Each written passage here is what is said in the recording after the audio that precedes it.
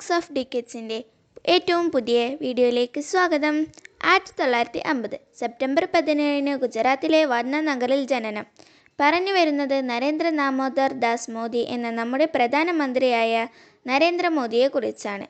അദ്ദേഹം കാലാകാലമായി ഇന്ത്യൻ രാഷ്ട്രീയത്തിലും BJP എന്ന രാഷ്ട്രീയ പ്രസ്ഥാനത്തിലും നടത്തിപ്പോന്ന അവസരവാദങ്ങളെക്കുറിച്ചാണ്. ചായക്കടക്കാരൻ, ചൗക്കിദാർ എന്നൊക്കെയുള്ള വിശേഷണങ്ങൾ തൻ്റെ രാഷ്ട്രീയ അവസരത്തിനായി ഉപയോഗിച്ച നേതാവാണ് മോദി. 1971 RSSൽ എത്തിയ നരേന്ദ്രമോദി 1985 തൻ്റെ 35-ാം വയസ്സിൽ BJPയിൽ ചേർന്നു. ഇത് RSS മോദിക്ക് വളരാൻ നൽകിയ ഒരു വലിയ അവസരമായിരുന്നു. തുടർന്ന് 1988 മോദി ഗുജറാത്ത് BJPയുടെ ഓർഗനൈസിംഗ് സെക്രട്ടറിയായി.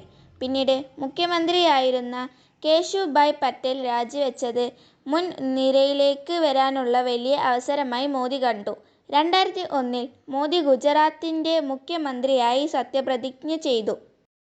സത്യത്തിൽ ഹിന്ദുത്വവാദിയായ മോദി അത് മറച്ച് വെച്ച് വികസനവും ദേശീയതയുമാണ് തൻ്റെ അജണ്ട എന്ന് വിശ്വസിപ്പിച്ച് 3 ടേം ഗുജറാത്ത് സംസ്ഥാനം ഭരിക്കാനുള്ള അവസരമാക്കി കണ്ടു.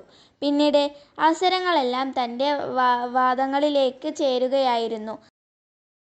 1990 രഥയാത്രയിൽ ഒപ്പമുണ്ടായിരുന്ന അദ്വാനി, മുരളി മനോഹർ ജോഷി, ബാജ്പേയി എന്നിവർ തിരശ്ശീലയുടെ മറവിൽ മറഞ്ഞതും അമിത് ഷാ എന്ന ചാണക്യബുദ്ധിയുള്ള ഗുജറാത്ത്കാരനെ കൂടെ കൂട്ടാൻ ആയതും ഇന്ത്യൻ പ്രധാനമന്ത്രി എന്ന വലിയ പദവിയിലേക്ക് എത്താനുള്ള വലിയ അവസരമായി.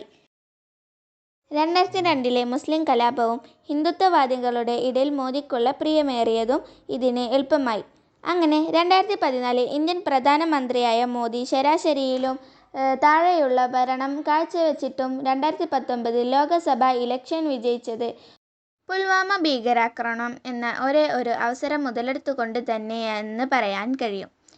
ഇപ്പോൾ ഈ 2024 ലോക്സഭാ ഇലക്ഷൻ മോദി നേരിടുന്നത് തികഞ്ഞ വർഗീയതയിലും നുണപ്രചാരണങ്ങളിലൂടെയുമാണ്. 2024 ലോക്സഭാ ഇലക്ഷൻ്റെ അവസാന ഘട്ടത്തിൻ്റെ മുന്നിലുള്ള ദിവസം കന്യാകുമാരിയിലുള്ള ക്ഷേത്രത്തിൽ 3 ദിവസത്തെ ധ്യാനത്തിലാണ് നരേന്ദ്രമോദി. തികഞ്ഞ ഏകാധിപതിയാവാനുള്ള തൻ്റെ പുതിയ അവസരത്തെയും കാത്ത് മോദി ഏകാധിപതിയാകുമോ? രാഹുൽ പ്രധാനമന്ത്രിയാവുമോ? കാത്തിരുന്ന് കാണാം നമുക്ക്. Thank you for watching.